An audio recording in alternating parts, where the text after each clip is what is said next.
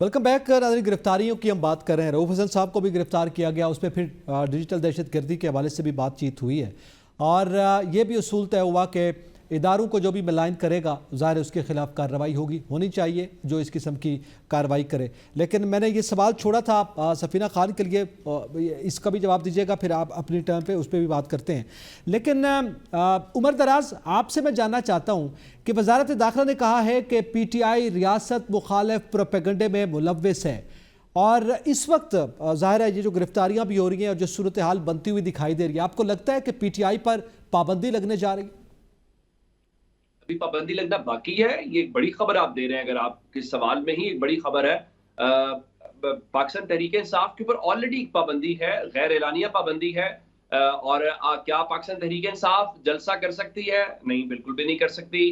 लाहौर में कर सकती है? जी नहीं कर सकती। जी इस्लामाबाद में कर सकती है? जी नहीं कर सकती।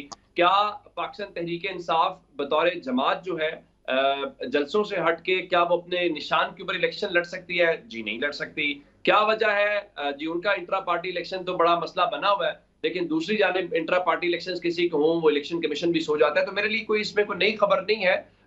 और अगर आप पाबंदी लगाना चाहते हैं तो 8 फरवरी को पाबंदी लगी हुई थी ना, बल्ले का निशान भी नहीं था, लीडरशिप उनकी जेलों के अंदर थी, उसके बावजूद पाकिस्तान के लोगों ने उनके ऊपर एतमाद का इजहार किया है, उनको वोट दिया है। तो अगर आप पाबंदी लगाना चाहते हैं तो पाकिस्तान की सियासत में कोई नई बात है, ये पहले भी पाबंदियां लगी हैं। तो क्या उससे सियासी जमातें खत्म हो गई? नहीं खत्म हुई। क्या उससे पॉलिटिकल लीडरशिप खत्म हो गई? नहीं खत्म हुई। पाबंदियां लगाने वाले कोई तारीख में मकबूल हो गए, उनके अच्छे किरदार को याद रखा गया? नहीं, बिल्कुल भी याद नहीं रखा गया।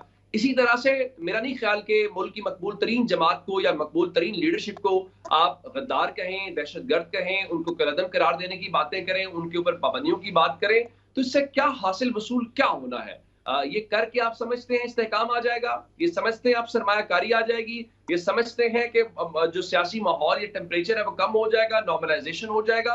तो फिर हम अहमकों की जन्नत के अंदर रहते हैं, फिर तो कोई मसला ही नहीं है। फिर तो पाकिस्तान जो है इस वक्त उसकी मैशत भी शानदार है, हमें IMF की भी जरूरत नहीं है। ठीक है। फिर तो जाहिर है पिछले 2 सालों में तारीख रिकॉर्ड साज नहीं, आप क्या समझते हैं, मुमकिन नहीं है कि उस पर बैन लग सके PTI पे? देखिए, मेरा नहीं ख्याल कि ये कोई प्रैक्टिकल चीज है। सुप्रीम कोर्ट अगर लगाना है, क्योंकि देखिए ना, एट द एंड तो रेफरेंस कहाँ जाना है? सुप्रीम कोर्ट जाना है।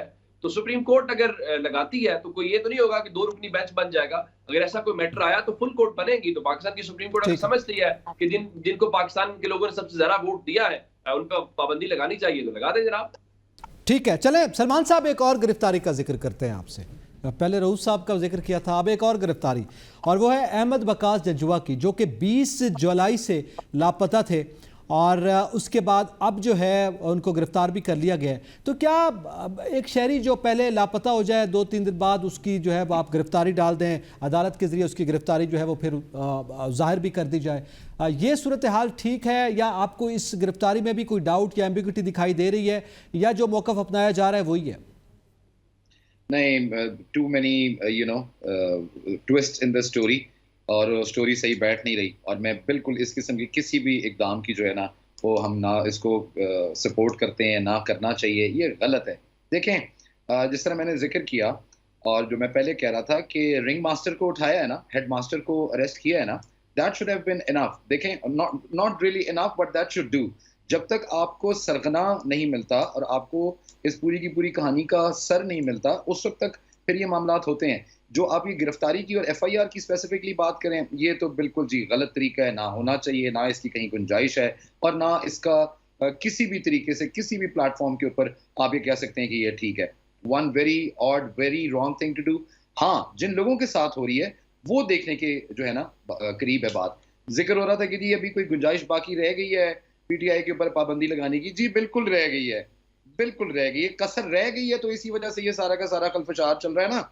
अगर ये सही तरीके से at the first place deal किया होता इस सारी की सारी गंदगी को और फिल्थ को, तो शायद ये नौबत यहाँ तक ना आती, या अब ना आती। ये पहले ही जो है सारा का सारा डील हो जाना चाहिए था मामला। किसने करना था? किसने? जहां तक ये फ्रीडम ऑफ स्पीच की बात है, प्लीज दो सलमान मेरे सवाल का जवाब साथ ही ऐड कर लें, किसने डील करना था और सही डील नहीं किया? इसके अंदर आपकी अदलिया भी रिस्पॉन्सिबल है, इसके अंदर आपकी इस्टेब्लिशमेंट भी रिस्पॉन्सिबल है, इसके अंदर आपके पॉलिसी मेकर और डिसीजन मेकर्स भी रिस्पॉन्सिबल हैं। ये किसी एक का अकेले का बखेरा हुआ रायता नहीं है। इसके अंदर सारे लोगों ने अपना अपना जो حصہ ہے وہ ڈالا ہے. اینڈ اس میں کوئی شک نہیں ہے, کسی کو کوئی شک نہیں ہونا چاہیے کہ پی ٹی آئی کو انڈیو لبرٹی اور لینینسی دی گئی ہے, اس وجہ سے وہ آج اس نہج کے اوپر پہنچے ہیں. ان کی لگام پہلے کھینچ لی گئی ہوتی تو ملک آج اس دہانے پہ نہ پہنچا ہوتا جس کے اوپر آج ہم ہیں. یہ انکار کی, انتشار کی, گھلاؤ کی, جلاؤ کی جو سیاست انہوں نے شروع کی ہے, نفرت کے جو بیج یہ بو رہے ہیں, یہ اس حد تک نہیں جانے چاہیے تھے. یہ جب انہوں نے 2011-12 میں مومنٹم پکڑا تھا اسی وقت they should have been dealt with. لیکن اب یہ ان لوگوں کو بلانا چاہیے, کٹہرے میں کھڑا کرنا چاہیے جنہوں نے ان کو اتنی ڈھیل دی, حکومتیں دیں اور عہدے دیے, اور اس کے بعد ان کو چلانے کی کوشش کرتے رہے, اور اس کے باوجود یہ نالائق لوگ اپنے پاؤں پہ کھڑے نہیں ہوئے, اور نہ صرف خود گرے بلکہ انہوں نے پورے ملک کو گرایا ہے. چلیں آگے بڑھتے ہیں. میں سفینہ آپ سے جاننا چاہتا ہوں کیونکہ ہم احمد وقاص ججوہ کی گرفتاری کا بھی ذکر کر رہے ہیں. اچھا, اس میں بڑی عجیب و غریب صورتحال ہے. جو کچھ بتایا جا رہا ہے وہ یہ ہے کہ وہ روڈ پہ پیدل آ رہے تھے, ان کے بیگ سے جو ہے وہ اسلحہ بھی برآمد ہوا ہے, کلاشنکوف, دھماکہ خیز مواد, اسی طرح لیپ ٹاپ, آئی پیڈ, یہ چیزیں برآمد ہوئی ہیں. جبکہ ویڈیو میں یہ موجود ہے کہ ان کے گھر سے جو ہے وہ گرفتاری ہوئی ہے, اس کی ویڈیو موجود ہے. تو آپ کیا سمجھتی ہیں کہ ایف آئی آر میں جو کچھ بتایا جا رہا ہے یہ کتنی حد تک جسٹیفائیڈ ہوگا, یا اس کی کیا حیثیت رہ گئی ہے؟ اعتزاز, پہلے تو کسی شخص کو بھی اللیگل طور پر آپ اپنی کسٹڈی میں رکھنا itself یہ جرم بھی ہے, اور دوسرا ہم انسانیت کے طور پہ بھی کسی کو بھی ایسے ایکٹ کو سپورٹ نہیں کر سکتے.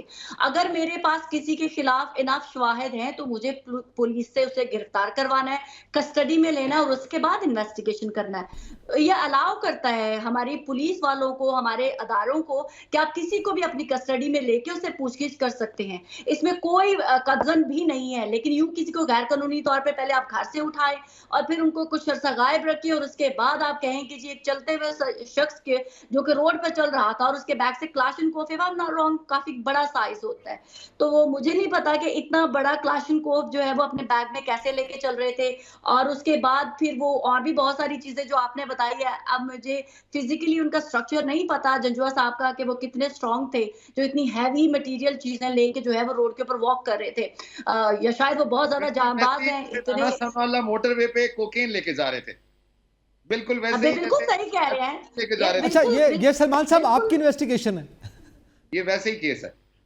اچھا, ویسا کیس ہے, ٹھیک ہے. مجھے پتا ہے, میں وہی تو کہہ رہی ہوں نا, جیسے ماضی میں رانا ثناء اللہ پتہ نہیں ہیوی اتنی بڑی بڑی بوریوں کی ہیروئن لے کے, مطلب جسٹیفائیڈ نہیں ہے, دوسرے لفظوں میں جسٹیفائیڈ نہیں ہے. ابھی چونکہ ابھی ہمیں ٹائم جو ہے وہ اختتام کے قریب ہے, مزید بھی ہم اس پہ یقیناً بات کرتے ہیں. اسی کے ساتھ میں اپنے تمام پینلسٹ کا شکریہ ادا کرتا ہوں. اجازت دیجیے, اللہ حافظ.